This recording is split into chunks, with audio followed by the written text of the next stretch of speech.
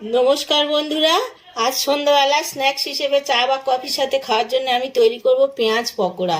তো পেঁয়াজ পকোড়া করার জন্য বড় সাইজের পেঁয়াজ আমি এরকম কেটে নিয়েছি। এবার এর থেকে এই পাপড়িগুলো নেব, রিংগুলো আমি ছাড়িয়ে নেব সমস্তগুলো। পেঁয়াজের পাপড়িগুলো সমস্ত ছাড়িয়ে নিয়েছি, রিংগুলো নেব আমি, রিংগুলো দরকার।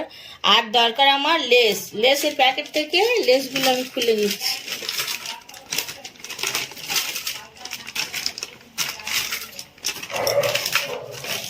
এবার এগুলো একটু হাত দিয়ে গুঁড়ো করে নেব। লেসটাকে হাত দিয়ে একটু খুব ভালো করে গুঁড়ো করে নিয়েছি। এবার একটা ব্যাটার তৈরি করতে হবে। তো তার জন্য দিয়ে দিচ্ছি আমি বেসন,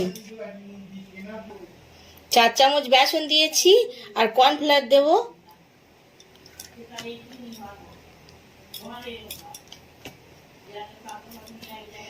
4 চামচ মতো কর্নফ্লাওয়ার দিলাম। আর পরিমাণ মতো একটু নুন, আর অল্প একটু বেকিং সোডা, আর একটু জল। এটা একটা ব্যাটার তৈরি করুন। ব্যাটারটা তৈরি হয়ে গেছে। আর এদিকে পকোড়াগুলো ভাজার জন্য আমি ফ্রাই প্যানে তেলটাও গরম করতে দিয়েছি। তেলটা গরম হয়ে গেছে।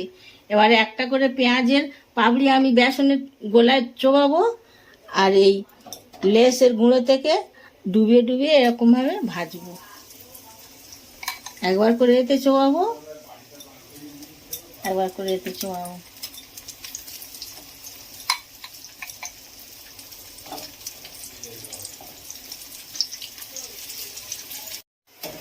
প্রথম ব্যাচের রিংগুলো হয়ে গেছে, এরকম গোল্ডেন কালার করে তুলে নেব।